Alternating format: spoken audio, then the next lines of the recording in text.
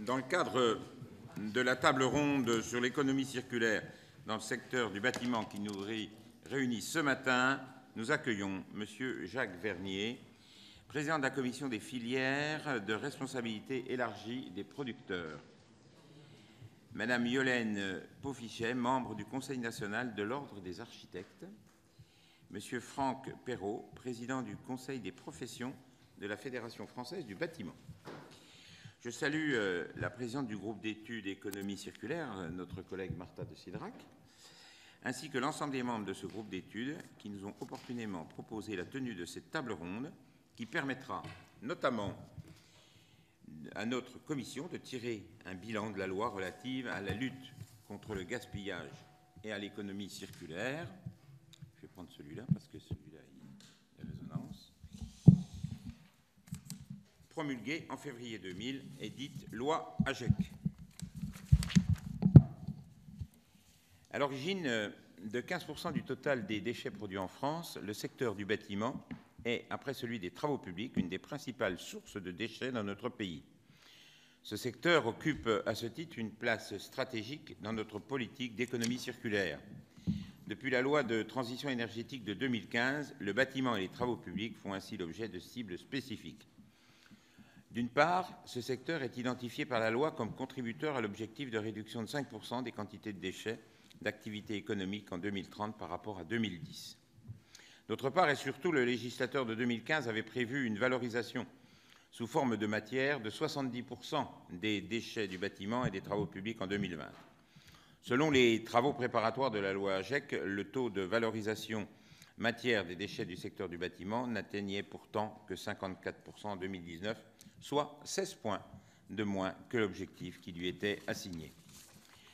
Rappelons que cette trop faible valorisation des matières et des déchets du bâtiment est dommageable d'un point de vue environnemental et économique. On peut notamment évoquer la double pression foncière exercée par ces déchets. En aval, car ils contribuent à la saturation des sites de stockage.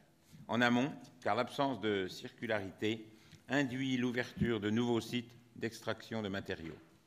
Il faut également rappeler que le bilan carbone associé à certains matériaux neufs, la seule production de ciment génère 7% des émissions mondiales de dioxyde de carbone, CO2.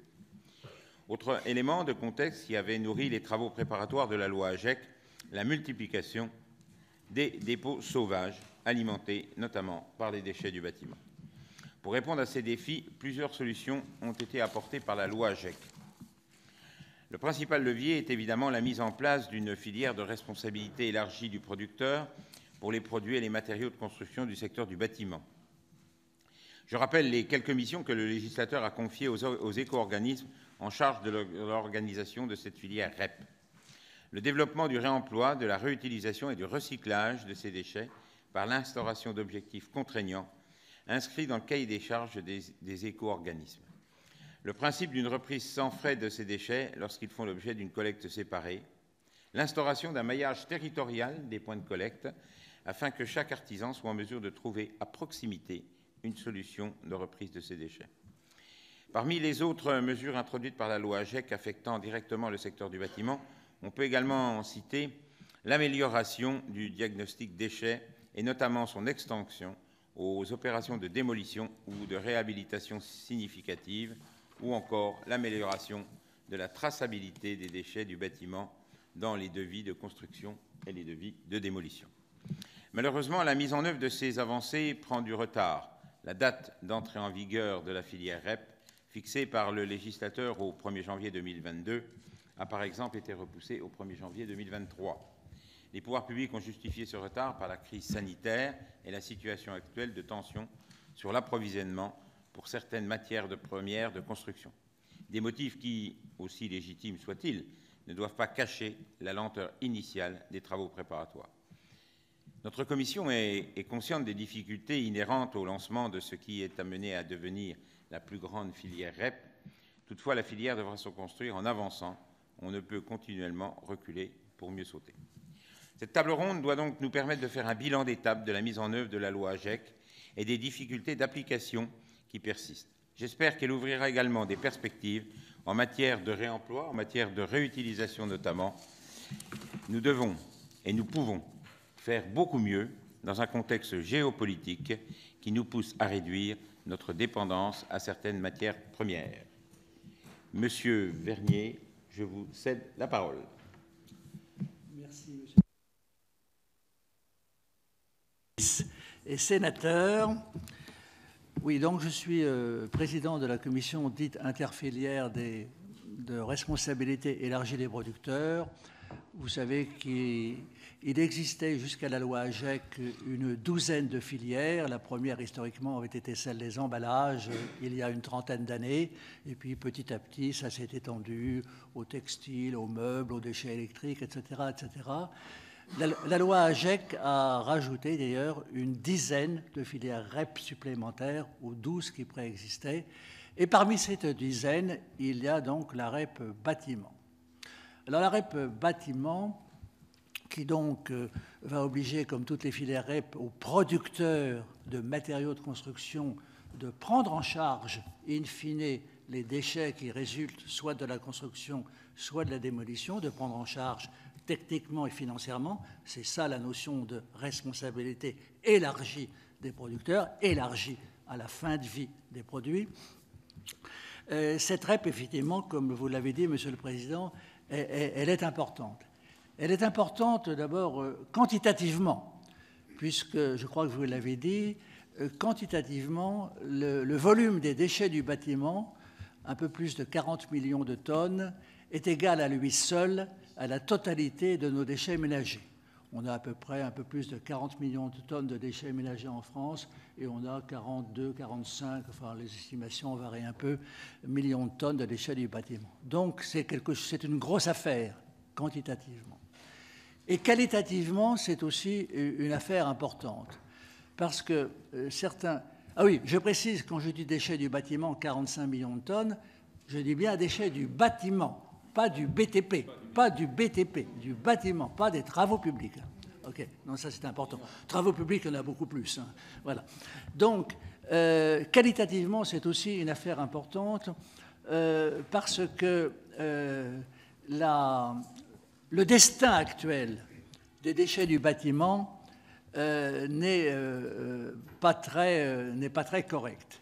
Certains déchets du bâtiment se collectent et se recyclent bien. C'est le cas notamment des métaux. Les métaux, d'ailleurs, dans toutes les filières, se recyclent bien parce qu'on trouve toujours un bon destin, soit à l'acier, soit à l'aluminium recyclé. Donc pour les métaux, pas de souci, recyclés à 90% actuellement. Quand on descend au bois, c'est déjà beaucoup moins bon, c'est inférieur à 50%.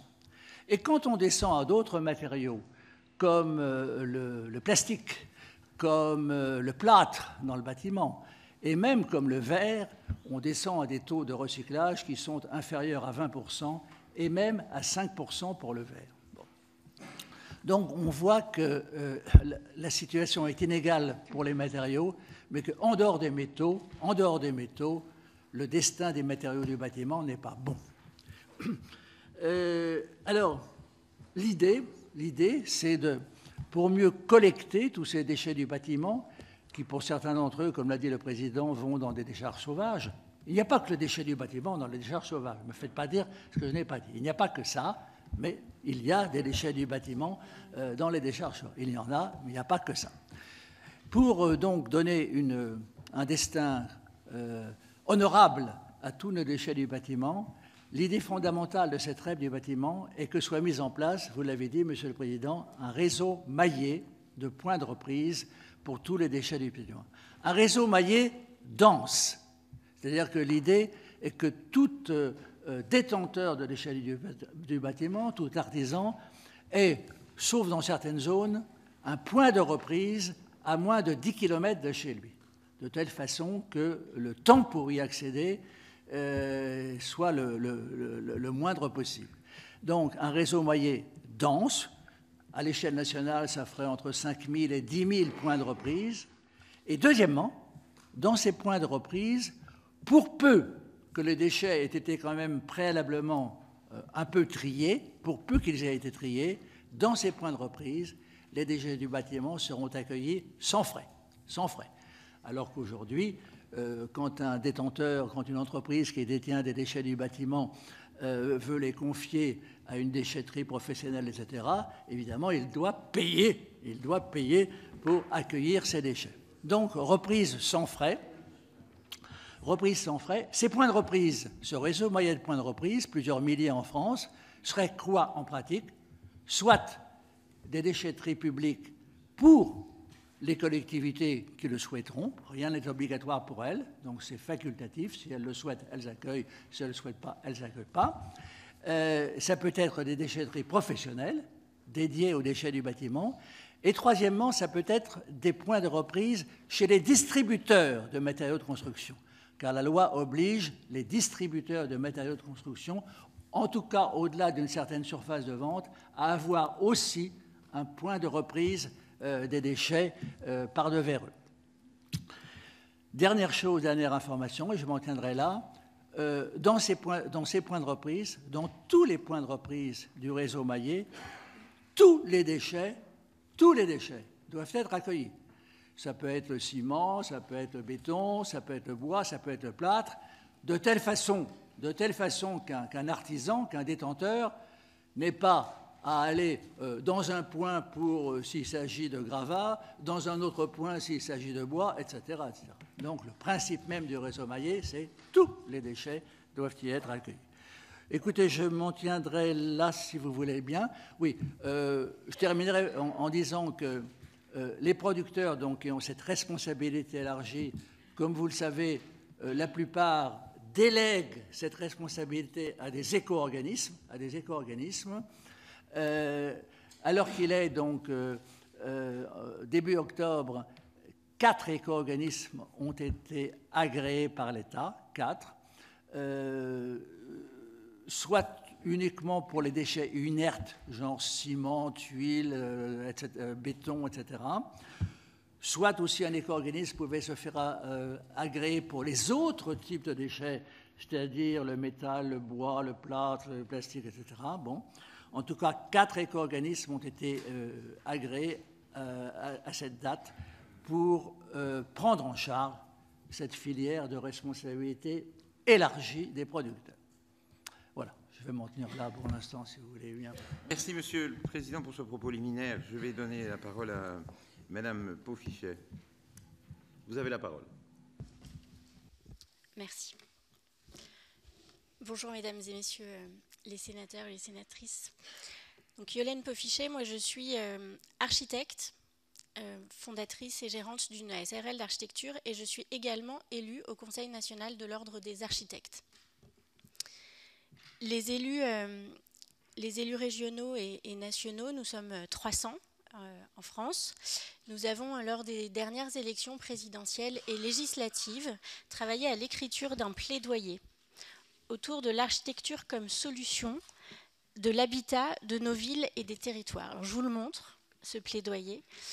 J'en ai pas d'exemplaire pour vous, mais vous pouvez le télécharger sur le site de l'Ordre des architectes, donc sur architecte.org. Je vous invite à le télécharger parce qu'au travers de ce plaidoyer, nous avons formulé 5 axes de propositions autour de l'urgence climatique face à laquelle nous sommes et des besoins de changement de paradigme auxquels nous devons faire face. En préambule, je dirais que le meilleur déchet est celui qu'on ne produit pas. Avant de le gérer, si on ne le produit pas, c'est peut-être la meilleure réponse que nous pouvons apporter. Et nous, architectes, auprès de nos maîtres d'ouvrage et des entreprises, nous devons travailler dès la conception à savoir comment est-ce qu'on va réaliser une architecture sobre et frugale. On pourrait partir du premier constat qui est de dire que la ville existe déjà et que le premier déchet qu'on ne doit pas produire est bien celui des bâtiments existants. En ce sens que finalement, on a un patrimoine bâti qui est là, avec un certain nombre de vacances qu'il faut regarder de près. Et peut-être qu'un des premiers enjeux est de regarder ce qui existe et de travailler pour pouvoir le réhabiliter, le réutiliser, retrouver de nouveaux usages, de manière à faire en sorte que ce mètre carré construit ne soit pas un déchet plus tard.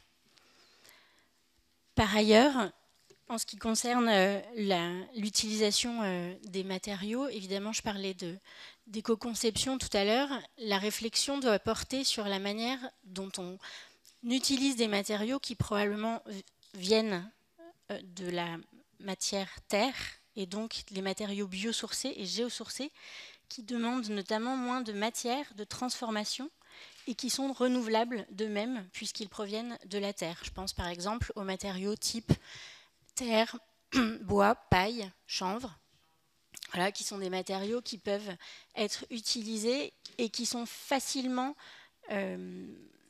aussi compostables en fin de vie. Parce que l'enjeu, c'est aussi d'analyser le matériau sur l'ensemble de sa vie et de savoir ce qu'il va donner à la fin pour éviter de gérer un déchet supplémentaire.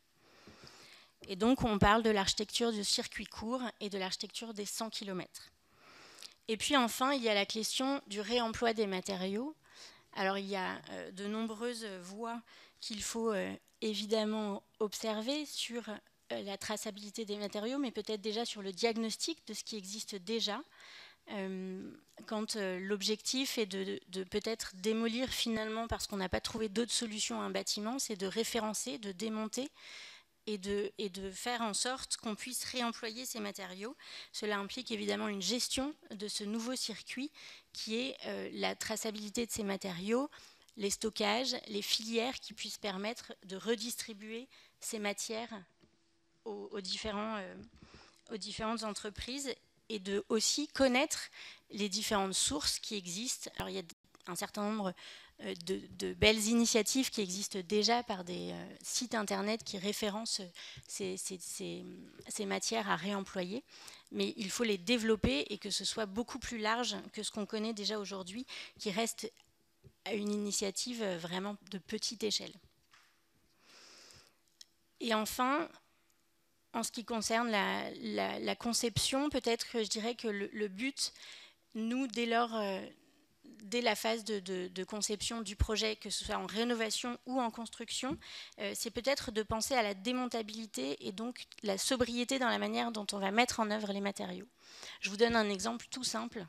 C'est beaucoup plus facile de démonter une plinthe quand elle est vissée que quand elle est collée ou clouée.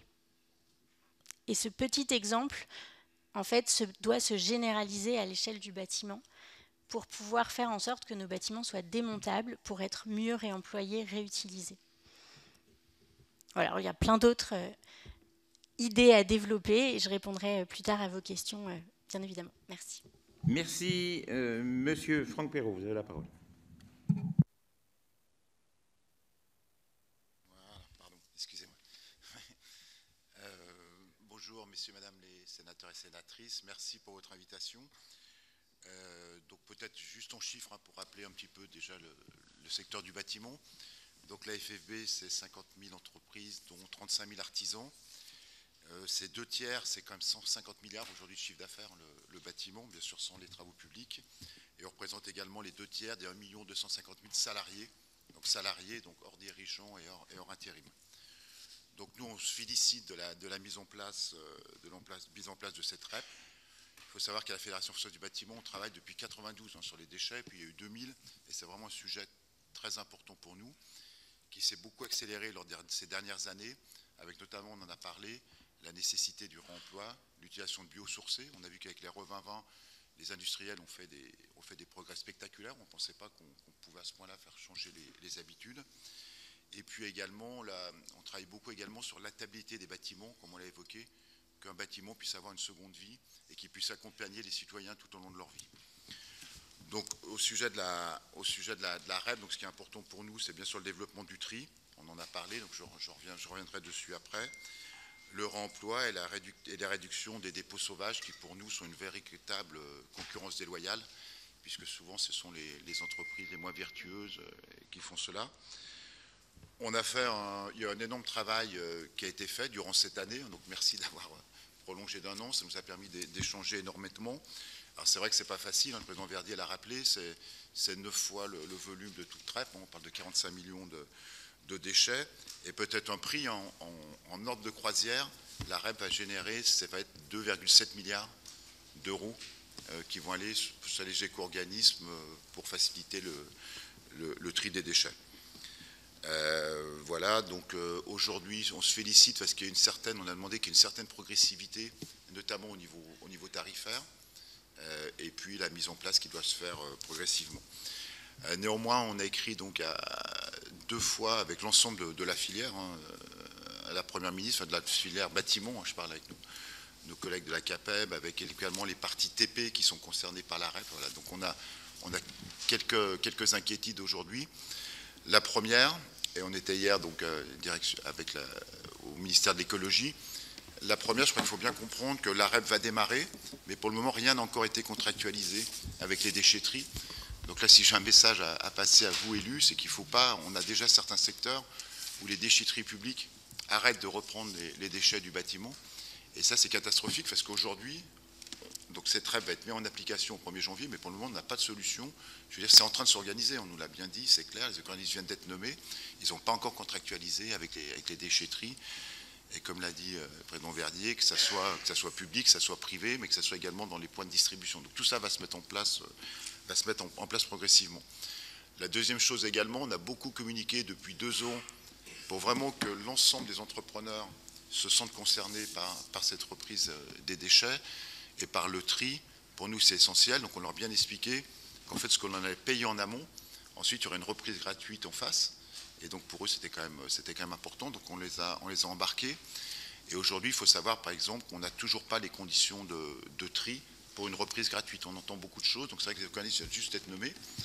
L'éco-organisme, on va dire chapeau, qui doit coordonner tout ça, on n'a encore pas les éléments. Et on entend diverses choses. Par exemple, une benne à vitrage, si un vitrage est fissuré, elle ne sera pas reprise gratuitement. On ne sait toujours pas si une plaque de plâtre, à partir du moment où elle a une tapisserie collée dessus, est-ce qu'elle sera reprise gratuitement. Voilà. Donc on a beaucoup d'incertitudes également à ce sujet-là. Et il faut très rapidement qu'on ait un éclaircissement sur ce point. On demande également, alors autant on est tout à fait prêt et on veut que cette REP démarre au 1er janvier, autant on a un vrai problème au niveau du prix, puisqu'on a eu les premiers tarifs divulgués au mois de novembre, avec des grosses différences de tarifs selon les éco-organismes. Et malheureusement, vous savez que lorsque l'on fait un devis, en général, alors pour les plus petites entreprises, c'est à 3-4 mois, mais sur des chantiers importants, c'est des chantiers qui vont arriver dans 9 mois, 12 mois, 15 mois. Donc on demande, premièrement, un report pour nous du paiement de cette éco-contribution, bien qu'elle doit démarrer, ou tout du moins la minimiser.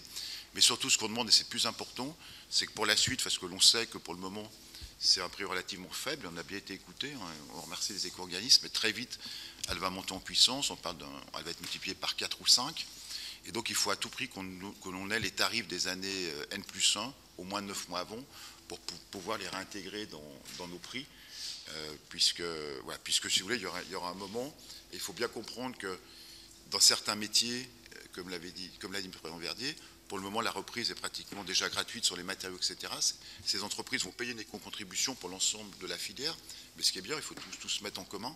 Mais donc faire attention, il va y avoir des différences de prix, il faut à tout prix qu'on puisse les répercuter dans nos devis. Et la reprise gratuite, comme je vous le disais, dans certains corps de métier, va être loin de compenser l'éco-contribution que l'on aura à payer.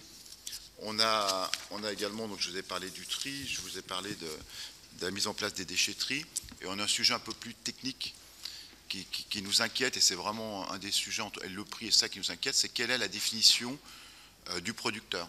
Nous avions compris au début des textes qu'en fait c'était nos industriels qui étaient considérés comme émetteurs sur le marché, comme c'est l'ensemble de l'ensemble des REP, hein, c'est-à-dire que lorsqu'on va acheter une plaque de placo, lorsqu'on va acheter une barre d'aluminium, nous allons payer à notre industriel un montant fait pour trier les déchets, et puis ensuite donc on aura une reprise gratuite. Et aujourd'hui nous avons certains métiers où il y a eu des différences de point de vue, donc c'est vraiment le débat du jour, c'est qui doit être considéré comme émetteur sur le marché, puisque notamment pour les charpentiers bois, pour les menuisiers bois, pour les métalliers, pour les charpentiers métalliques, on demande que ce soit les entreprises en fait qui soient considérées comme émetteurs sur le marché. Alors au-delà du prix, peu importe que ça soit avant, c'est énormément de travail. Il faut voir des petits artisans qui sont 4 ou 5, ça va donner un poids administratif qui va être hyper important. Donc nous, on demande vraiment, on ne comprend pas, l'ensemble des autres REP, c'est vraiment le plus en amont possible. Et là, on redescend en aval pour certains métiers. On a extrêmement peur on va prendre une porte en bois, une charpente en bois, qu'en fait, ça décourage, le poids administratif décourage nos artisans de continuer à fabriquer et donc d'acheter des produits tout faits parce qu'elles ne pourront pas avoir cette charge administrative. Voilà. Ce que je pourrais dire pour finir, c'est qu'on croit énormément sur le réemploi. On est très actif à ce niveau-là. On travaille beaucoup, parce qu'un des gros problèmes du réemploi, c'est l'assurabilité. Donc on travaille énormément pour que ces matériaux de réemploi puissent être ensuite assurés, parce que pour le moment, ce n'est pas le cas, donc ça freine notamment la filière. Et puis également, on compte également beaucoup sur nos industriels, comme vous l'avez évoqué, Madame Poffichet, à partir du moment où ils seront responsables de ces déchets qu'on va mettre en œuvre, sur une éco-conception beaucoup plus vertueuse. Je vous dis, on a su le faire sur les produits biosourcés, on doit pouvoir le faire également aujourd'hui, et qu'on puisse commander uniquement les matériaux dont on a besoin, parce que très souvent, on a plus de matériaux, on a plus de choses, et donc, comme on le disait, c'est les meilleurs déchets, c'est ceux qu'on ne produit pas. Voilà ce que je voulais vous dire, puis je suis prêt, bien sûr, à répondre à votre question, et je vous remercie. Bien, merci M. Perrault. Je vais donner la parole à la présidente Martha de Cidrac. Merci, Monsieur le Président, mes chers collègues. Madame, Messieurs les intervenants, je vous remercie d'ores et déjà pour vos propos liminaires et un certain nombre de questions que vous soulevez et auxquelles j'espère que cette table ronde nous permettra de nous éclairer si on n'arrive pas à avoir toutes les réponses instantanément.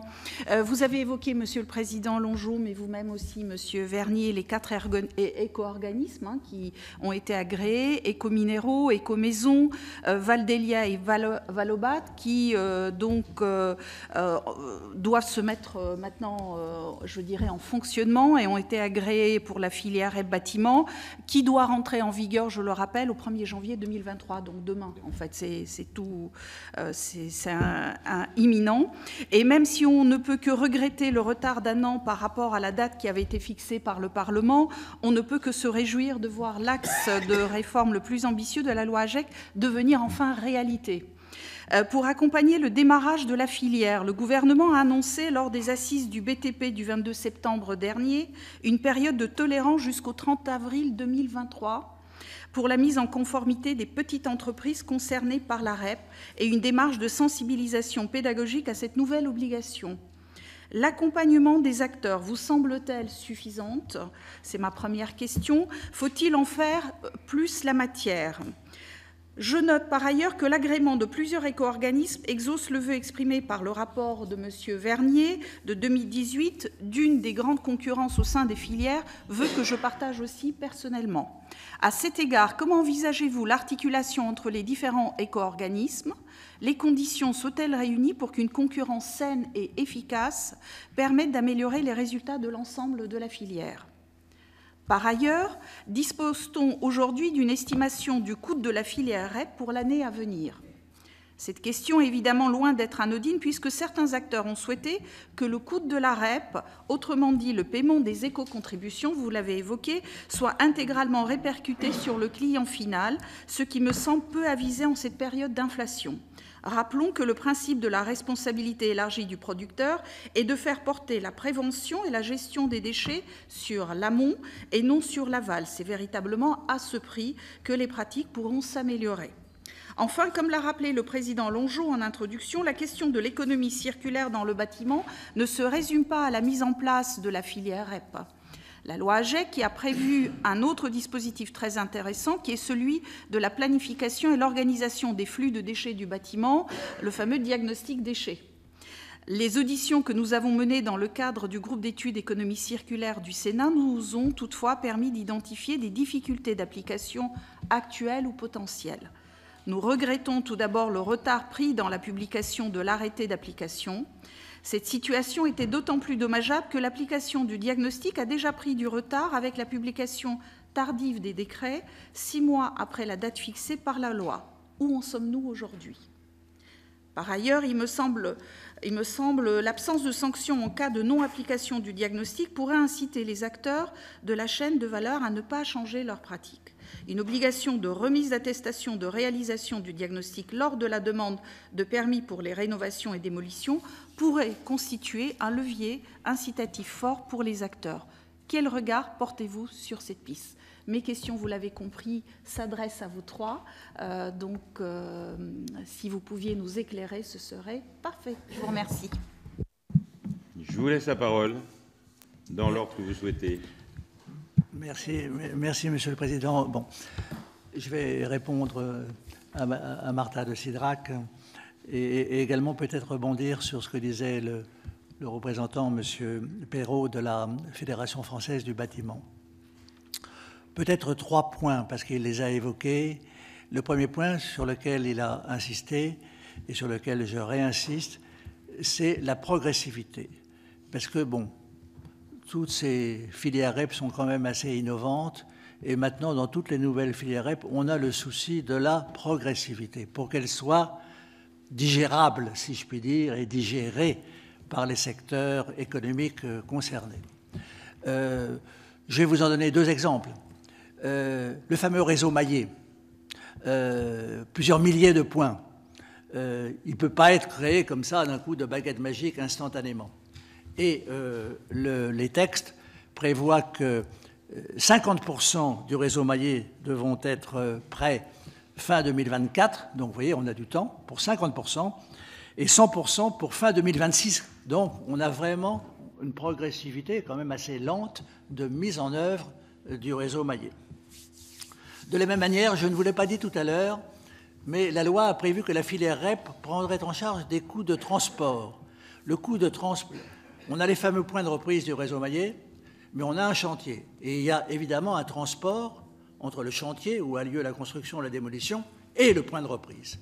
Et la filière REP prend en charge, à terme, 80% des frais de transport. Mais là aussi, c'est progressif, parce que ça va être un coût pour la filière REP, et donc une charge pour les producteurs.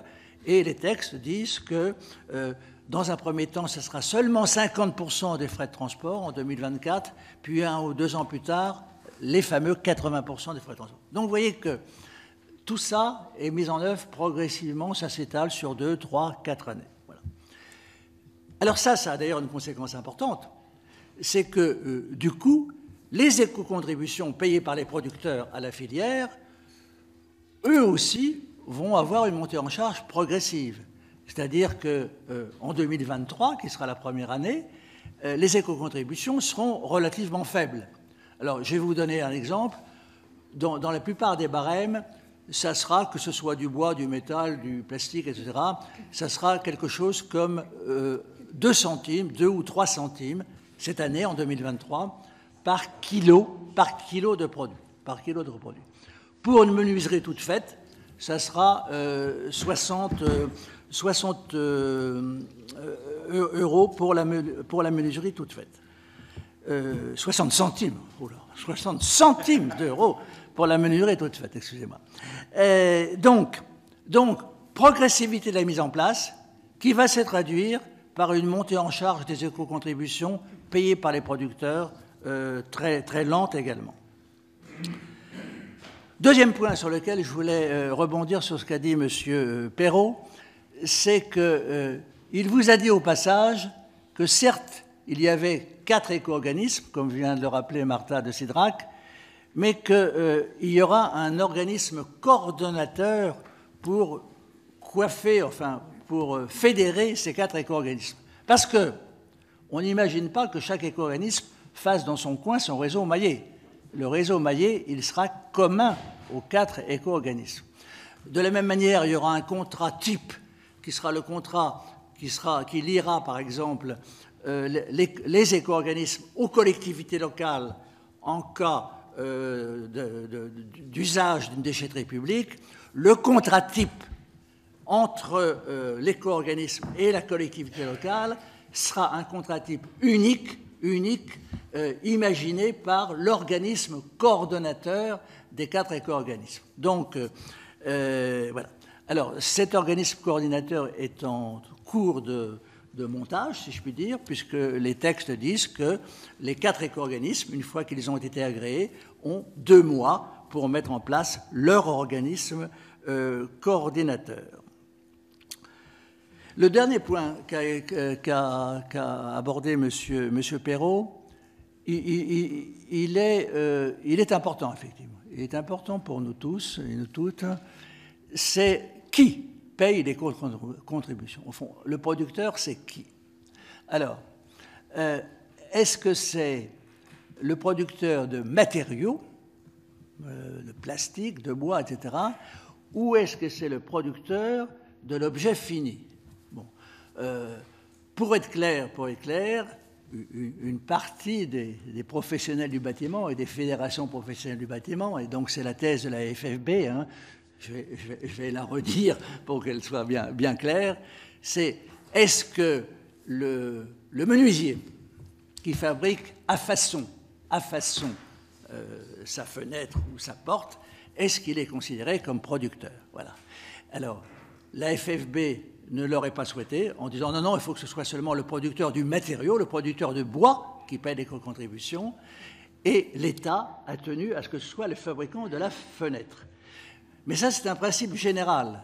C'est un principe général parce que Madame Paufichet de l'Ordre des architectes nous a bien dit tout à l'heure que ce qui est important, c'est la façon dont le produit est fabriqué, selon qu'il est vissé ou qu'il est collé. Donc, on voit bien que ce n'est pas seulement le matériau qui doit contribuer, etc., mais que c'est vraiment le produit, car la manière dont on l'aura conçu, éco-conçu ou pas éco-conçu, facilement démontable ou pas facilement démontable, a une importance. Donc, dans la filière des meubles, pour prendre un exemple, dans la filière des meubles qui préexistait par rapport à la filière du bâtiment, l'ébéniste qui fabrique lui-même son meuble, il est producteur, il est petit producteur, avec un barème d'ailleurs de contribution simplifié, très simple, mais il est producteur. Voilà. Alors, le quatrième et dernière question, et après je m'arrête, une question de Martha de Cidrac. Alors, il y avait deux questions. Il y avait pourquoi le diagnostic est-il en retard? Bon, c'est un texte un peu difficile, donc comme tous les textes difficiles, ils prennent un peu de retard.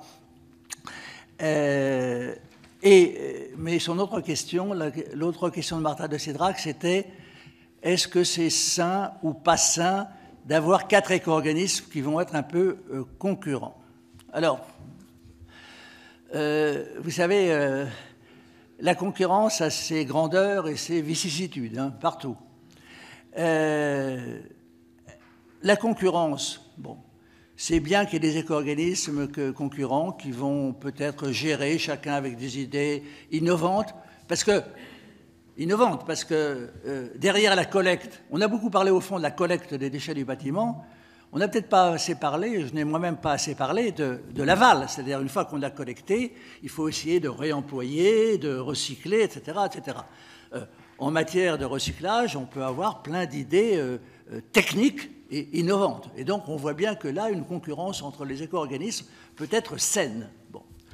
En revanche, là où ça ne serait pas sain, c'est que les éco-organismes, chacun des éco-organismes, évidemment, ils ont cherché, dès qu'ils ont été agréés, à avoir le maximum de producteurs adhérents. Voilà. Ils ont fait la chasse aux producteurs parce que c'est des producteurs qui, par leur contribution, vont permettre à l'éco-organisme de prospérer. Et ils ont fait, on peut le dire, on est entre nous, enfin, si je puis dire, hein, ils ont fait du dumping, c'est-à-dire ils ont fait une course à l'échalote dégressive sur leurs tarifs d'éco-contribution pour aspirer le maximum de producteurs. Un seul des 4 éco-organismes a refusé de s'engager dans cette course à l'échalote, et ça, ça n'a pas plu à l'État. En plus, ils n'ont pas respecté la procédure pour changer in extremis leur barème, pour le rendre plus bas, plus attractif. Voilà. Et cette course à l'échalote, c'est un petit peu une sorte de concurrence sauvage sur le tarif des éco-contributions. Et en plus, c'est pas tout à fait même correct vis-à-vis des producteurs, parce que cette course à l'échalote fait apparaître des tarifs très bas pour 2023, pour attirer le client, si je puis dire, mais masque le fait qu'en 2024, les tarifs augmenteront sensiblement. Donc, même vis-à-vis des producteurs, la démarche n'était pas tout à fait transparente. Alors même que M. Perrault, au nom de la Fédération française du bâtiment, a appelé, et ça je suis complètement d'accord avec lui, au fait que pour les producteurs, il faut avoir les tarifs le plus longtemps à l'avance. Donc faire un tarif dumping, si je puis dire, en 2023, en ne laissant pas apparaître suffisamment qu'en 2024, ça sera quand même une autre affaire, n'est pas tout à fait transparent. Voilà. Merci. Madame Paufichet. Je voulais répondre à Madame la Présidente de CIDRAC. Oui. Tout à fait. Moi, je rebondirais sur le diagnostic déchets, qui, à mon sens, ne porte pas le bon nom. Et probablement, il faudrait mieux l'appeler le diagnostic ressources. En fait, quand on parle d'un diagnostic, c'est bien qu'on part du postulat qu'on a un bâtiment existant qu'il va falloir soit réhabiliter, soit malheureusement démolir. Et donc, réaliser un diagnostic déchets, ça veut dire que c'est au-delà des bâtiments de 1000 m², me semble-t-il. Et donc, ça veut dire qu'on va faire un constat de ce qui existe dans le bâtiment. Et voilà. Et c'est vrai que si on considère que ce qui existe dans le bâtiment n'est plus un déchet mais une ressource, eh bien là, on change déjà la manière dont on va voir les choses. Et je trouve ça peut-être plus positif de parler de ressources. Ce diagnostic ressources, en fait, il devrait être obligatoire dès lors qu'on a un bâtiment à réhabiliter ou dont on n'a pas d'autre solution que de le démolir. Et ça, voilà, ça, je pense que c'est une des exigences qu'on pourrait se donner, c'est de le rendre obligatoire de manière à ce qu'il soit fait systématiquement et peut-être le généraliser aussi à des bâtiments qui font moins de 1000 m². Parce qu'au final, voilà, il y a plein de bâtis existants très, très largement dont il faut se préoccuper. Sur la responsabilité élargie des producteurs, c'est déjà plus difficile pour moi de prendre la parole sur ce point. Ce qui est certain, c'est que l'enjeu, c'est évidemment pas que ça se termine dans la poche du maître d'ouvrage, enfin en tout cas que ce ne soit pas le porte-monnaie du maître d'ouvrage qui en soit impacté. Et malheureusement, in fine, c'est ce qui va probablement se passer. Donc c'est vrai que nous, en tant qu'architectes, prescripteurs, la difficulté qu'on a déjà aujourd'hui face à la hausse des matériaux, si en plus on a des taxes qui arrivent par-dessus, voilà, ça crée forcément une petite angoisse pour tout le monde, pour ceux qui prescrivent, pour ceux qui vont faire, nos entreprises, nos artisans, les producteurs évidemment, mais aussi évidemment le contribuable à la fin, quoi. C'est lui qui va tout prendre en fait. Donc ça, c'est peut-être une alerte. Et enfin, un troisième point sur la responsabilité élargie des producteurs. Peut-être que dans le cas d'une démolition, finalement, c'est le propriétaire. Est-ce qu'il n'y a pas un moyen de levier sur le fait de taxer le propriétaire sur cette responsabilité justement du déchet qui va être créé? Donc là, on ne parle plus du producteur, mais de celui qui prend la décision de la démolition. C'est une idée. Monsieur le Président Perrault, vous voulez ajouter Oui, alors plusieurs points ont été abordés. Tout d'abord sur le diagnostic déchets, donc je rejoins, ça a été un peu long à mettre en place. Aujourd'hui ça marche, mais ça marche, je dirais, pour une raison de marché, parce que c'est de plus en plus demandé vis-à-vis par rapport à nos maîtres d'ouvrage, qu'on a des démarches RSE, etc. Donc je pense que c'est le marché en fait qui fait que ça va être demandé. Les architectes l'analysent, donc c'est quelque chose qui est demandé systématiquement maintenant, aussi bien au marché public que privé. Alors c'est vrai plutôt sur les grosses opérations, plus de 1000 m². Mais donc aujourd'hui, je pense que ça a été long, mais c'est en train de se mettre en place. Le deuxième point évoqué, c'était donc l'annonce de Bruno Le Maire, donc lors des 24 heures du bâtiment la semaine dernière, donc on se félicite sur le fait du report de 4 mois, donc on peut de la mise en application de la taxe. Le seul problème pour les entrepreneurs, donc bien sûr c'est une bonne chose pour nous, par contre ça crée quand même une certaine concurrence déloyale, puisque nos fournisseurs PME n'auront pas cette éco-contribution à payer. Et puis si on se fournit chez un maître d'ouvrage, un fournisseur important, lui va la payer, puisqu'il a bien dit que c'était pour les PME. Donc selon nos sources d'approvisionnement, la première année, honnêtement, comme l'a dit Jean Verdier, la taxe est relativement faible, donc il n'y a pas un gros impact. Mais voilà, ça permet surtout également de mettre en place, et on va également, si on est concerné comme étant émetteur sur le marché, de mise en place de système informatique, etc. Donc ça va être un peu long. Le troisième point qui a été abordé, je pense, le coût pour le maître d'ouvrage. Donc il faut bien comprendre que en fait, aujourd'hui, on paye la reprise de nos déchets. Donc à terme, ça devrait être, enfin, c'est bien le but de la REP. On sait qu'il va y avoir un certain délai, mais le but, c'est qu'on ne paye plus nos déchets en les triant correctement, qu'on fasse du réemploi. Donc logiquement, à terme, il y a un petit passage un peu compliqué, mais à terme, normalement, il n'y aura pas de surcoût, et c'est bien toute la volonté de la REP, à part qu'il y aura des transferts de charges, parce qu'on sait qu'aujourd'hui, la démolition, c'est énormément de déchets, donc ça va contribuer beaucoup à la REP, alors que sur des produits neufs, vous avez parlé de l'acier ou des matériaux comme ça, où il n'y avait pas du tout de taxes, puisque même on nous paye pour reprendre nos déchets. Aujourd'hui, on va être taxé, donc on peut dire en certaine sorte que le neuf va payer pour la démolition. Mais au global, sur la filière globale, c'est bien le but, c'est que ça soit une reprise gratuite. Autre point évoqué, et ça, c'est vrai qu'on en souffre un petit peu, c'est cette concurrence entre éco-organismes, parce qu'on voit bien qu'aujourd'hui, l'objectif, c'est avant tout d'avoir le maximum d'adhérents. Donc on est envahi de mails, etc. Ce qui pose un problème également, parce que comme je l'ai dit, c'est encore pas arbitré, on ne sait toujours pas, nous, entreprises du bâtiment, si on va être considérés comme émetteurs ou pas. Je vous rappelle que si on n'est pas considéré comme émetteur sur le marché, on n'a pas à adhérer à un éco-organisme. Nous, ensuite, on va avoir un maillage, on va remettre nos déchets avec des conditions de tri, et puis on aura une reprise gratuite. Donc l'utilisateur final n'a pas à adhérer à un éco-organisme, c'est uniquement l'émetteur sur le marché qui a à faire ça. Mais aujourd'hui, c'est vrai que c'est un petit peu n'importe quoi. Et surtout, ça reprend également le risque que j'avais donné en introduction. C'est qu'aujourd'hui, on voit bien qu'entre éco-organismes, il y a des prix très très faibles, en fait, simplement pour aller adhérer, alors qu'on sait que dès l'année prochaine, c'est pour ça que ces 9 mois sont importants pour moi, vous l'avez rappelé, d'ici l'année prochaine, on va avoir des prix qui vont être multipliés par 4 ou 5. Donc, je veux dire, c'est pas très sain aujourd'hui. C'est venez chez moi, je suis pas cher, et puis dans un an, on va avoir des prix par 4 ou 5. Ça, c'est un petit peu la réalité du marché. Et je reviendrai, mais on ne va pas faire un débat ici sur les metteurs sur le marché, mais pour bien comprendre, vous parliez de la conception du fabricant, des artisans que nous sommes. Aujourd'hui, ce qu'il faut bien comprendre, lorsqu'on fabrique un garde-corps ou lorsqu'on fabrique une fenêtre, aujourd'hui, c'est bien, nous, on passe par des gamistes, on ne passe pas par des produits finis, et donc c'est bien le gamiste qui met en place le produit, qui va orienter sur le fait qu'on peut le coller ou le clouer, comme vous l'avez évoqué. Donc aujourd'hui, c'est bien nos fournisseurs. Nous, aujourd'hui, nous sommes simplement des assembleurs, mais aujourd'hui, si vous faites un garde-corps aluminium, voilà, nous, on est là pour assembler et poser. Donc c'est pas nous, je dirais, qui avons la main, à part sur une charpente de bois, etc. Mais sur la plupart des matériaux, c'est pas nous qui avons la main sur la manière de la fabriquer. Ce sont avant tout nos gamistes qui nous mettent des produits, et je pense que c'est vraiment avec eux, c'est eux qui doivent travailler sur être plus frugal dans leur production et adapter des nouveaux modes.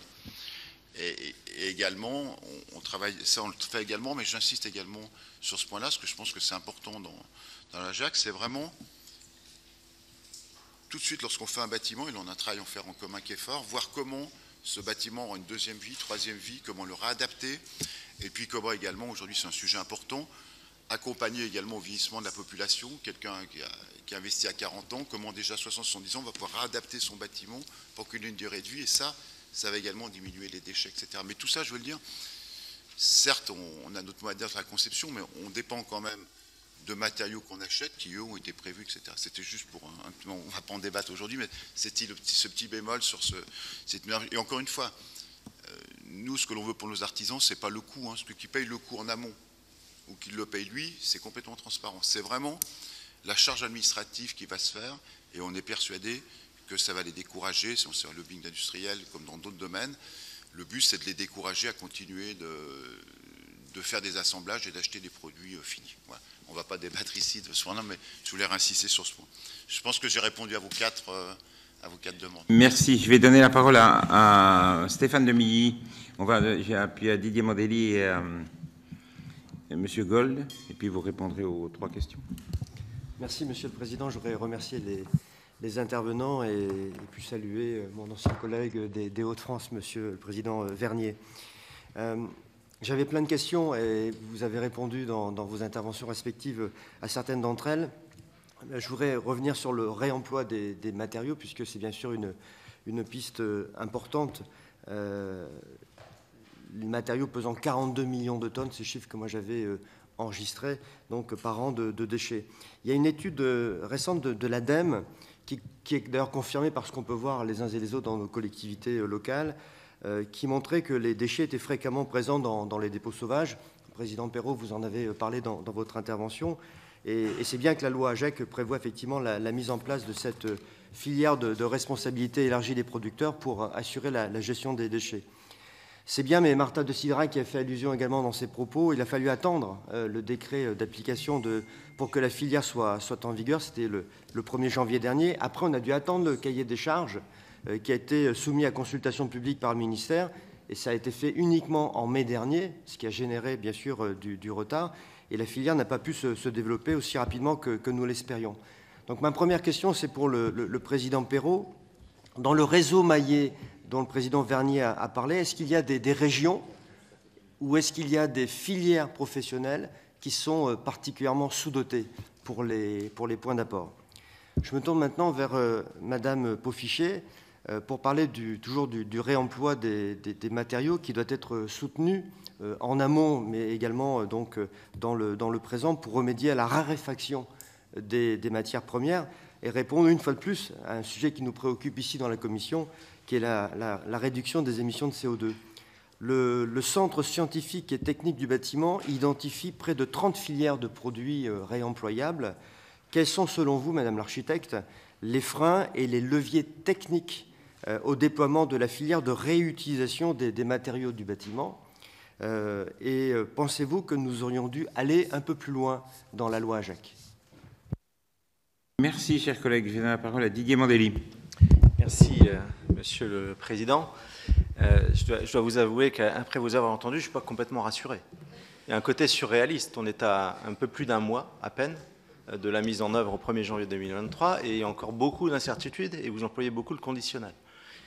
Ça m'interpelle un peu.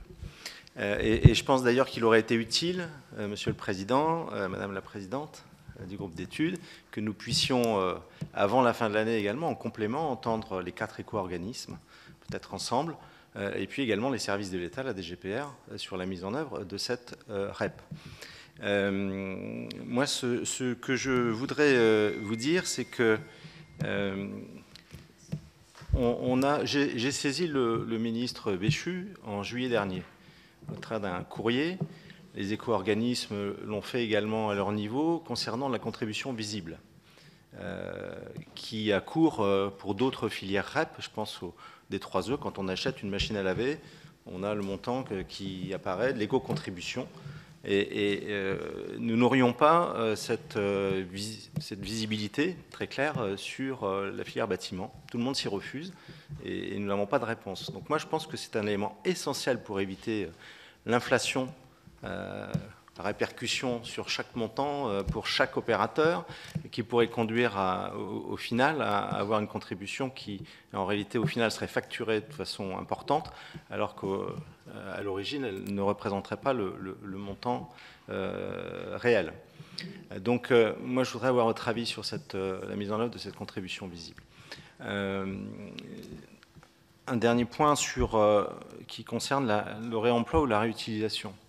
Alors, évidemment, les éco-organismes. Alors d'ailleurs, si encore une concurrence que vous qualifiez peut-être d'un peu sauvage entre les éco-organismes, c'est sans doute que le cahier des charges ne prenait pas en compte ces dimensions et ne permettait pas d'encadrer. Donc la responsabilité en revient sans doute à ceux qui ont rédigé le cahier des charges. Concernant le réemploi, je voudrais simplement citer un exemple. Une belle entreprise vendéenne que je connais bien, les Charpentes Briand, viennent de démonter un bâtiment, les anciens locaux industriels d'Alstom à Nantes, pour réemployer plus de 100 tonnes de matériaux pour construire une usine pour leurs propres besoins. Donc c'est possible, ça existe, et ils n'ont pas attendu la mise en œuvre pour le mettre en place et pour démontrer que c'était possible. Donc je pense que ça, c'est grandement possible. Il faut sans doute que les éco-organismes qui travaillent bien sûr sur l'éco-conception, mais aussi les filières en aval, puissent donner cette priorité. Je rappelle simplement que quand on démarrait un projet dans le cadre d'une démarche haute qualité environnementale, qui existe encore, moi j'ai été maire longtemps, à partir de 2001, tous les projets de la collectivité dont j'avais destiné étaient travaillés dans le cadre de cette démarche haute qualité environnementale. Et parmi les 14 cibles prioritaires, la cible 1, c'était entre autres les déchets, avec le tri à la source. Ça fait plus de 20 ans que ça existe dans le bâtiment. Et donc il y a à la fois la volonté des élus locaux, les volontés des professionnels, que ce soit les architectes ou voilà, tous les professionnels du bâtiment. Donc voilà, les outils existent. À chacun de les prendre en charge. Et je pense que beaucoup n'ont pas attendu, enfin pas suffisamment à mon sens, n'ont pas attendu la mise en œuvre de cette REP pour enclencher ces démarches vertueuses. Voilà, ça fait beaucoup d'interrogations, de questions et de sujets, mais je souhaitais le faire. Merci Didier. La parole est à Eric Gold. Merci aux intervenants pour les informations apportées. Alors même si la filière n'est pas encore structurée, il existe déjà des réglementations qui encouragent le recours à des matériaux issus de réemploi. Réglementations qui devraient, à mon avis, préparer justement à la structuration de la filière. Certaines collectivités volontaristes, à valeur d'exemple, s'engagent dans leur appel d'offres avec des clauses incitatives de réemploi des matériaux issus de chantier. Alors ma question elle est très simple. Est-ce que c'est un dispositif qui est largement utilisé? J'ai un peu la réponse. Et est-ce que c'est un dispositif qui connaît une dynamique particulière aujourd'hui avec la pénurie ou le prix de certains matériaux? Je vais donner la parole à Martine Filleul. Merci, Monsieur le Président. Voilà, tout en saluant très chaleureusement Monsieur le Président Vernier, avec qui j'ai eu également le plaisir de travailler. Dans une autre vie, oui, assez lointaine malheureusement pour nous. Je voulais poser une question plus directement à Madame Paufichet et à Monsieur Perrault au sujet de l'amont, puisque tous les deux, quelque part, vous êtes en relation avec, pour l'un, les écoles d'architecture, avec l'autre, les formations d'apprentis. Je voulais savoir si la formation avait significativement pris en compte les messages vertueux que vous venez d'évoquer, comme par exemple la réhabilitation, l'éco-conception, mais également la démontabilité, car dans mes vies antérieures, j'ai toujours été frappée par le décalage qui pouvait exister entre les lois, les normes et ce qui se passe dans la formation. Si je prends l'exemple des architectes, ils sont encore aujourd'hui élevés, ou peut-être un peu moins, mais à la culture du béton et assez peu à la réhabilitation, qui représente une véritable révolution dans le métier d'architecte, puisqu'il ne s'agit plus de construire de la même manière. Et donc je voulais savoir comment, concrètement, ces enseignements avaient pu changer. Est-ce que vous pouvez nous en dire quelques mots? Et peut-être aussi une question à Monsieur Vernier aussi. Vous n'avez à aucun moment mentionné l'amiante, qui pourtant est encore fort présente. Est-ce que vous considérez que c'est un sujet qui a été complètement résolu, le sujet de l'amiante? Merci. Je vous propose de répondre à mes collègues. Qui veut commencer? Monsieur le Président. Oui, je vais peut-être répondre tout de suite à Martine Filleul sur l'amiante. Je ne l'ai pas mentionné tout à l'heure, mais ça avait été un débat d'ailleurs. Les textes sur la filière REP bâtiment incluent les déchets dangereux et donc l'amiante. Et en l'occurrence, les déchets d'amiante qui pourraient être accueillis dans les collectivités publiques, parce que certaines collectivités locales accueillent les déchets amiante des petits artisans, etc. Et donc là, la filière REP est directement en charge de ces déchets amiantés qui se retrouveraient dans les déchetteries publiques. Voilà. Sur le réemploi, on en a beaucoup parlé. La plupart des filières REP, maintenant, fixent un objectif de réemploi, parce que c'est vraiment, effectivement, pas seulement dans le REP bâtiment, mais partout, on essaye de réemployer. Voilà.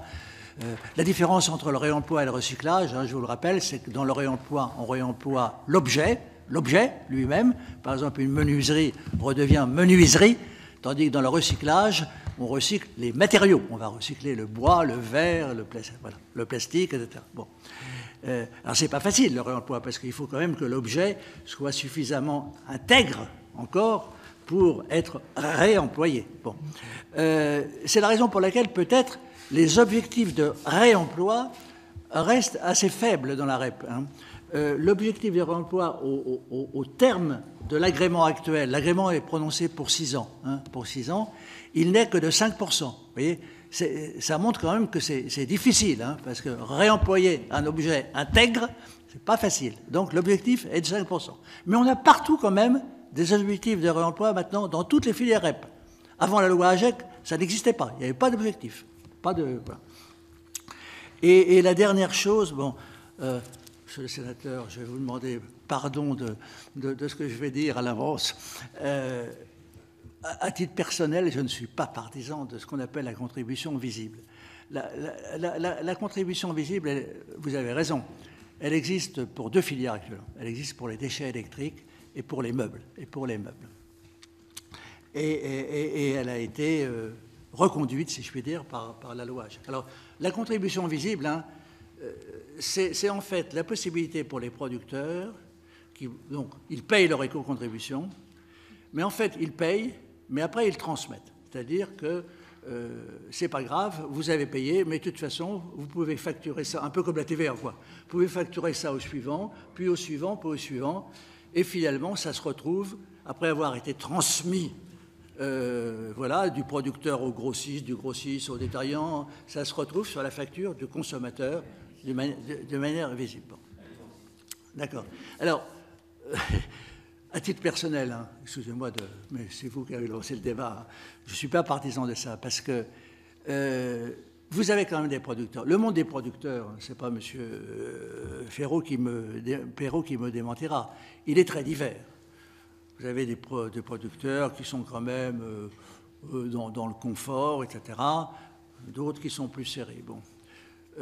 Ceux qui sont dans le confort financier, etc., bon, c'est la responsabilité des producteurs, excusez-moi. Et personnellement, je ne vois pas pourquoi on va exiger que ce producteur, dont c'est la responsabilité, à qui on demande à lui de payer la contribution, pourquoi on va l'obliger à reporter cette charge sur le consommateur.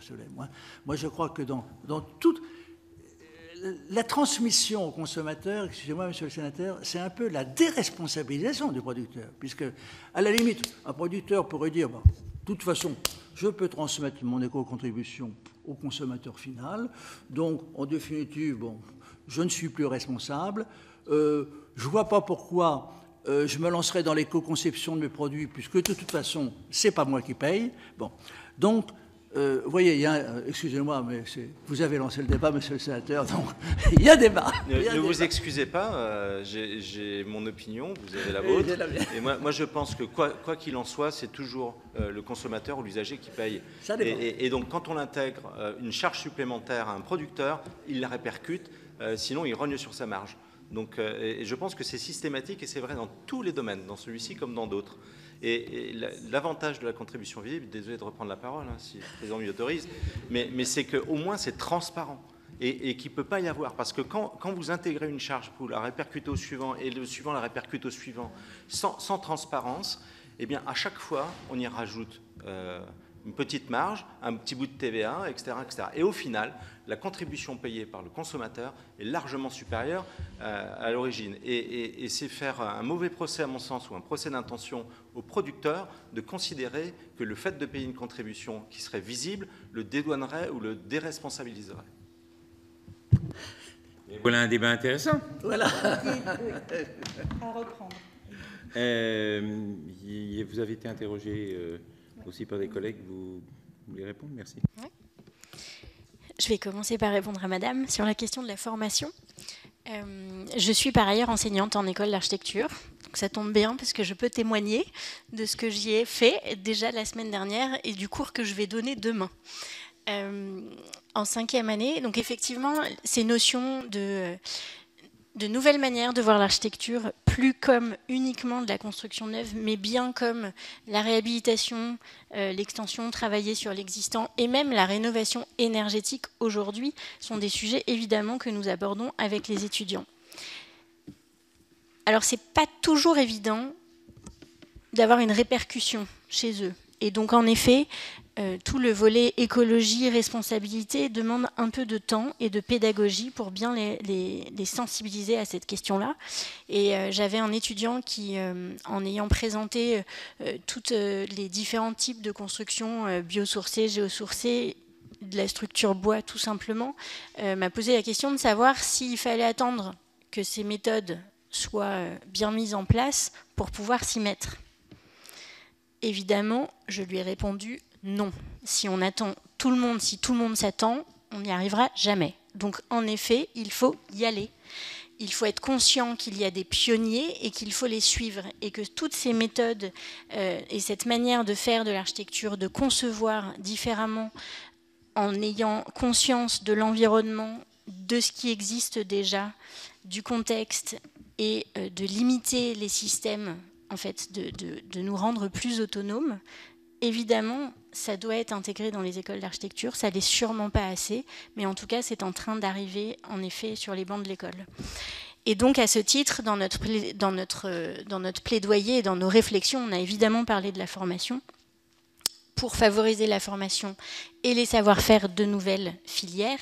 Déjà, on peut sensibiliser dans les enseignements secondaires sur l'apprentissage de ces nouvelles filières parce qu'on sait que, bien évidemment, il faut des personnes pour pouvoir fabriquer, concevoir, mettre en œuvre.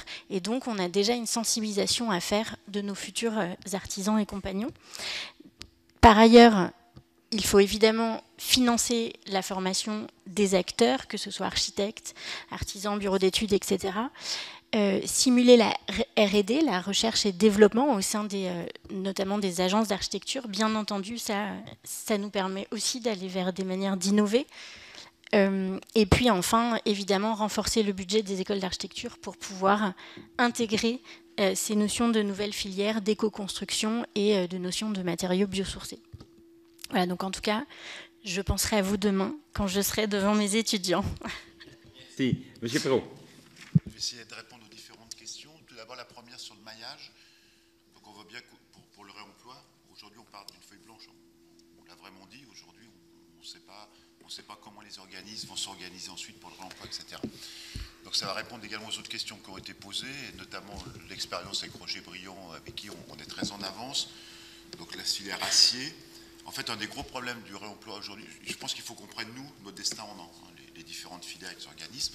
Lorsqu'on fait, par exemple, sur l'acier, le problème du réemploi aujourd'hui, vous avez parlé du bâtiment démonté et remonté, il a vieilli, les caractéristiques intrinsèques du matériau en termes de calcul ne sont plus les mêmes, et on a un problème d'assurabilité. Donc, ce qu'on est en train de mettre en place, c'est des réseaux, on est en train d'organiser des maillages d'entreprises, de nos adhérents, de nos entreprises qui vont reprendre, donc apprendre d'abord à nos entrepreneurs à démonter correctement pour se réutiliser. Ça, c'est déjà parti, mais on a des formations fortes là-dessus. Et ensuite, il va falloir requalifier l'élément qu'on a démonté. Je vais donner un exemple tout bête. Démonter un IPA, on va prendre l'exemple que vous avez cité. On démonte un IPA de 400, donc il y a plein de caractéristiques techniques.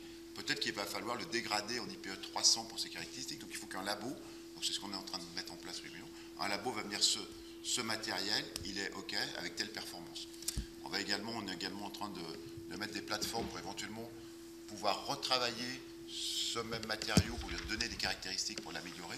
Et tout ça pour pouvoir avoir une assurabilité. Vous avez parlé je vous rejoins complètement, on a beaucoup de maîtres d'ouvrage publics, mais privés également, qui commencent à demander des forts taux de réemploi. Et en fait, pourquoi on ne peut pas? Parce qu'il n'y a pas l'assurabilité aujourd'hui. Donc on a beaucoup de contacts avec l'AQC et on doit se monter en puissance pour que le matériel que l'on va démonter puisse être remonté, et bien sûr avec toutes les garanties, parce que vous savez comme moi qu'au final, c'est l'entrepreneur qui prend la responsabilité, qui connaît les règles de l'art. Donc voilà, c'était un peu pour répondre aux différentes questions. La deuxième sur la Visible Fee. Donc nous, on était plutôt favorable au départ à la Visible Fee, simplement parce qu'on sait qu'aujourd'hui, on a quand même une crise du logement qui s'annonce. Enfin, à tout prix qu'on trouve toutes les méthodes pour baisser le coût de la construction. Et c'est vrai que le risque, c'est que, comme on l'avait évoqué, en achetant un matériau, le distributeur, tout le monde va faire sa marge dessus, y compris cette taxe. Et là, c'est vraiment un problème purement administratif, c'est qu'aujourd'hui, on a fait le test sur une rénovation. Aujourd'hui, l'entrepreneur, pour donner le coût de la taxe sur un projet où il a acheté, on a vu des matériaux un peu de partout, etc. En plus, avec je ne vais pas rentrer en détail, mais on a des mesures simplifiées, par exemple. Ce qui est bien pour des petites PME, elles auront une taxe sur leur chiffre d'affaires. On ne va pas les compter, etc. Donc, pour ramener tout ça sur l'ouvrage réellement fini, on a fait les CFD, ça peut être 2 pages de contribution pour pouvoir dire sur ces petits ouvrages, voilà quelle est la taxe affectée à cet ouvrage. Donc, on avait un vrai problème, en fait, de transparence et le travail que ça allait demander à l'entrepreneur pour aller voir, voilà, on achète des tôles, il faut mettre ça. Donc c'était plus une complexité de traçabilité de la taxe intrinsèque à l'intérieur. Voilà, donc c'était plutôt ça, mais en tous les cas, mais on a quand même obtenu, je pense que la plupart de nos fournisseurs nous mettront quand même, enfin ça c'est des accords de gré à gré, la plupart de nos fournisseurs feront apparaître quand même la taxe, la taxe qui sera mise de manière à ce que nos entrepreneurs, on la connaisse et puisse la répartir sur un des produits. Au départ. Ensuite, concernant la formation, donc on a deux sujets majeurs avec nos CFA et nos LEP, où on est assez en retard. C'est la transformation numérique, avec aujourd'hui, il faut à tout prix que nos apprentis puissent déjà toucher au numérique qu'ils vont rencontrer dans l'entreprise et qu'il n'y ait pas un décalage trop grand, et bien sûr la transformation énergétique. Donc aujourd'hui, c'est quelque chose qui est en train d'être mis en place. C'est pas facile parce que les équipements de nos LEP et CFA ne sont pas forcément les moins jours. En tous les cas, ce qui est bien, et ça je pense que c'est l'issue positive, aujourd'hui pour attirer des jeunes dans nos entreprises, c'est complètement différent qu'il y a quelques années. Ils sont hyper sensibles à la RSE, au bien-être de la planète, etc. Mais c'est pas que des mots. Aujourd'hui, on a une pénurie énorme de main-d'œuvre pour attirer les jeunes. Alors certes, il y a ça, etc., mais on a complètement changé. C'est à nous de se vendre pour les faire venir. Et là-dessus, je peux vous dire que sur la planète, etc., pour la plupart, et ça peut être étonnant pour des jeunes du bâtiment, etc., mais la raison d'être de nos jeunes ont complètement donc je pense que voilà, donc ça c'est quand même quelque chose de très positif et qui nous permet d'attirer. Aussi bien sur le numérique que sur la transformation. Voilà, je pense que j'ai essayé de répondre aux différentes questions. Si j'ai redonné la parole à Madame Paufichet, puis après à la présidente de CIDRAC. Merci, oui, je voulais rebondir sur la santé des matériaux réemployés, enfin dans le bâtiment, la santé dans le bâtiment, et notamment en ce qui concernait les matériaux réemployés. Et je rebondis là-dessus notamment parce que vous avez parlé de l'amiante. Et c'est vrai que dans l'enjeu du réemploi, en effet, l'objectif c'est de prendre ces matières qui existent et qui sont déjà là, mais dans la construction neuve, ou en tout cas quand on achète un matériau, on a accès à une fiche qui s'appelle la FDES, la fiche de déclaration environnementale et sanitaire, qui nous permet de connaître les caractéristiques des différents matériaux employés.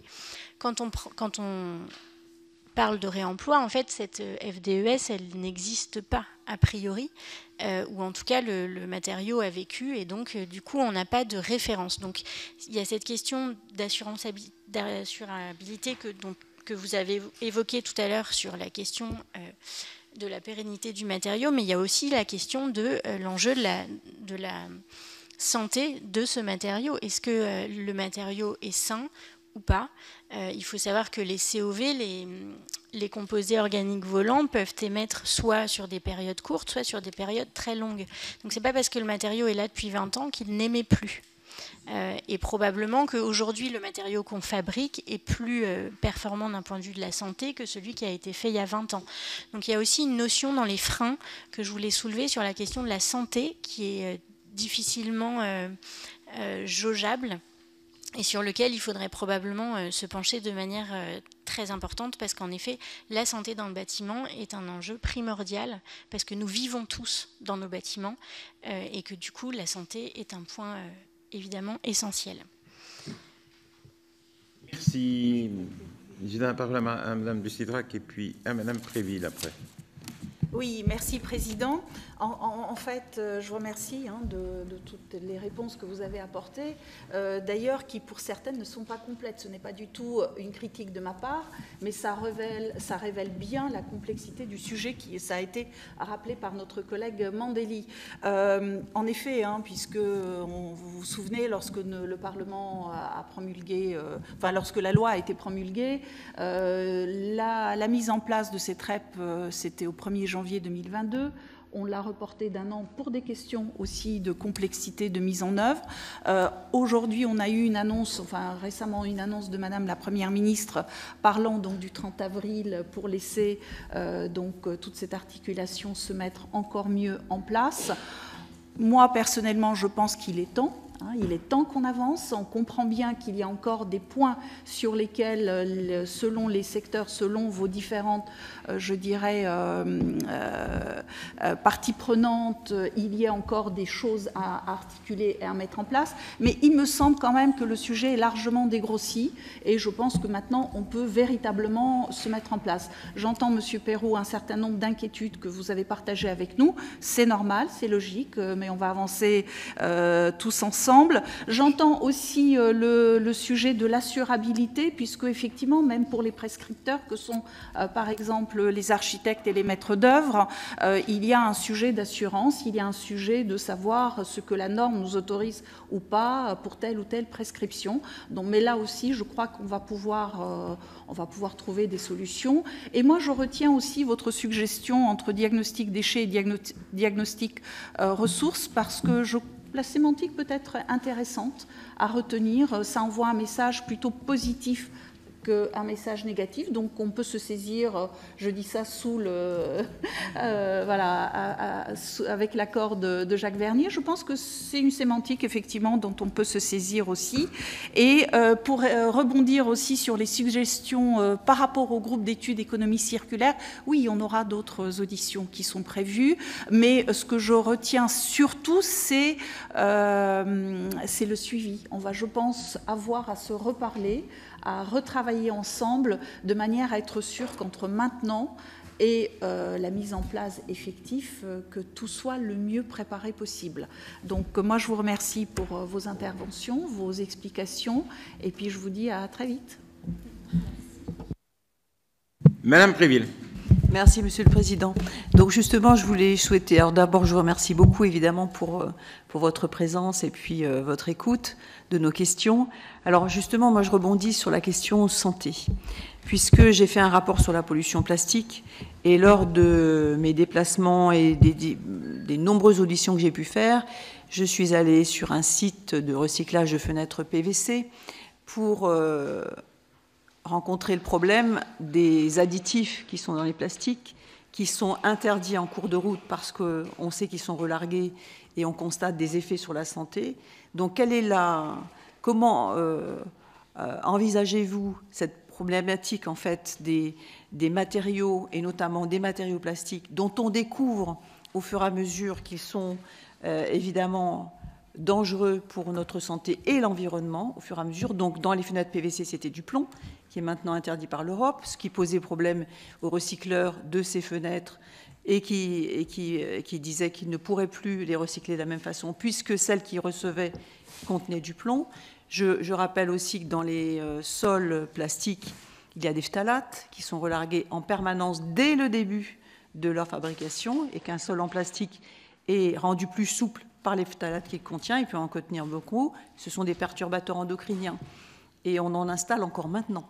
Donc comment prend-on en compte réellement cette question de santé alors que les problèmes sont émergents et qu'on se rend compte de plus en plus qu'effectivement il nous faudra prêter beaucoup plus d'attention à ces matériaux-là. Merci. Qui veut répondre, Madame Préville? Écoutez, on a tous répondu tous les trois à cette question qui est fondamentale, c'est-à-dire que c'est vrai que ce soit le réemploi ou d'ailleurs le recyclage d'un matériau qui au fond était autorisé naguère, jadis même, parce que dans la construction ça peut être jadis, ça peut être il y a 30 ans, il y a 40 ans, il y a 50 ans. Donc des matériaux qui avaient été autorisés à l'époque avec des additifs autorisés et interdits aujourd'hui, c'est vrai qu'on voit bien que le réemploi pour des questions sanitaires, ou même le recyclage. Le recyclage peut être compliqué par la présence de ces additifs dangereux.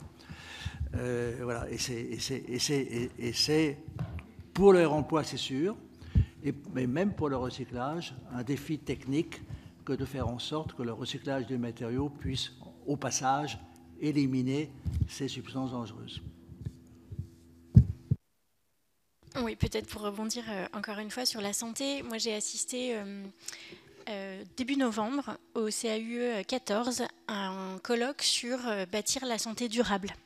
Et l'invitée principale était Suzanne Déhoux, que je vous invite évidemment à auditionner ici, parce qu'elle saura vous en dire davantage que moi. Mais en tout cas, ce que j'ai retenu finalement de cette journée-là, c'est qu'en effet, il fallait être conscient des émissions, ou en tout cas de la santé par rapport à ces matériaux réemployés, mais qu'on pouvait peut-être quand même les réutiliser.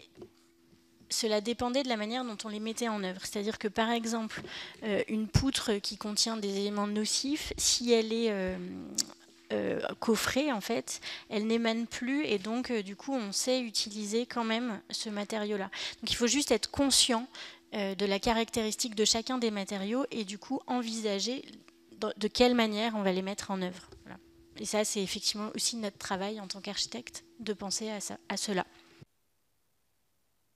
Bien. Eh bien, merci. Merci à vous trois pour effectivement les réponses que vous nous avez apportées. On voit bien qu'il y a des choses de faites, mais qu'il y a encore beaucoup de choses à mettre en place. Et ça va, j'en suis persuadé, éclairer les travaux que mène Martha de Cidrac sur ces sujets importants. Merci pour votre participation et bonne journée.